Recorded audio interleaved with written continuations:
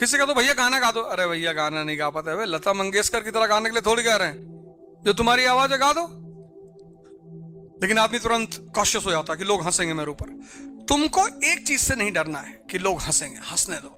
जितना लोग तुम्हारे ऊपर हंस रहे हैं उतनी तुम्हें ताकत मिलती जा रही है, और कोई रास्ता ही नहीं है। और समाज का एक बड़ा प्यारा वेपन है आपको भगाने का, कि लोग हंसने लगेंगे।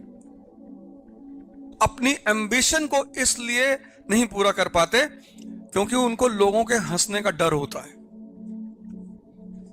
कि लोग हंसेंगे। भगवान कृष्ण को नहीं है, हंसो बे, हमें मक्खन खाना है, हम चोरी करके खाएंगे, छीन के खाएंगे, हम मार के खाएंगे बे, हमें मक्खन खाना है। कोई इथिक्स, कोई मोरालिटी कुछ नहीं। हम दूसरे घर में घुस जाएंगे रात में, पहले तो मांगेंगे,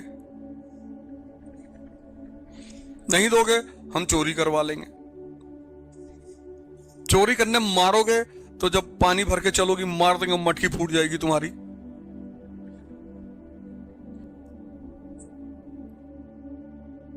तुम मुझे चोर बोलो चाहे जो बोलो, मुझे मक्खन खाना है। भगवान है, कितनी बार हंसोगे किसी पे? एक बार, 2 बार, 4 बार, 5 बार, फिर बाद में क्या कहोगे कि बेशरम है भैया।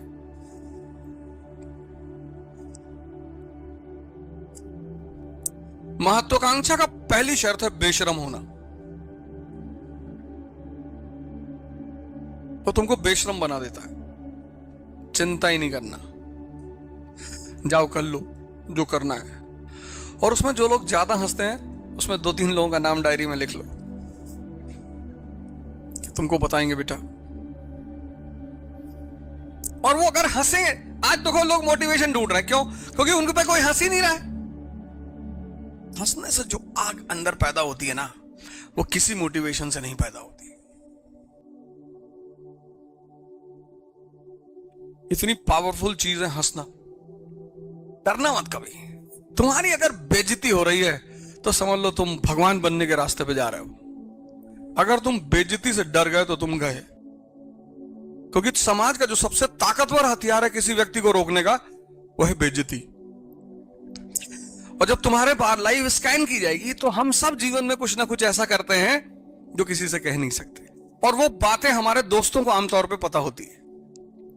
वो गद्दार बाद में जब तुम चमकने लगते हो तो वो बात समाज को बताने लगते हैं कि अरे जानते हैं ये भी करते थे। पर वो कोई बात नहीं, उसमें कोई बहुत दुखी होने की बात नहीं। जब भी ऐसे कोई मौका आए कह तो करते हैं, आज भी करते हैं। जितना कष्ट देते जाओगे मजबूत होता चला जाएगा, वो सीधा सा नियम है।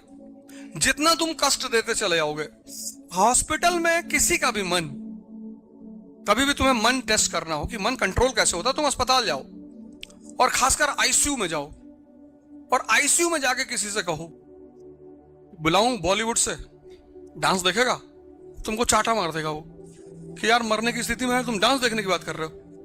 तो यही फॉर्मूला है, जितना कष्ट देते जाओगे मन तुम्हारे कब्जे में आता चला जाएगा। इसीलिए साधु सन्यासी तपस्या करने के लिए हिमालय पे चले जाते थे। कष्ट इतना ज्यादा, अब देखो यहां कोई ठंड, यहां कुछ है ही नहीं। उत्तर भारत में इस वक्त इतनी ठंड पड़ रही है,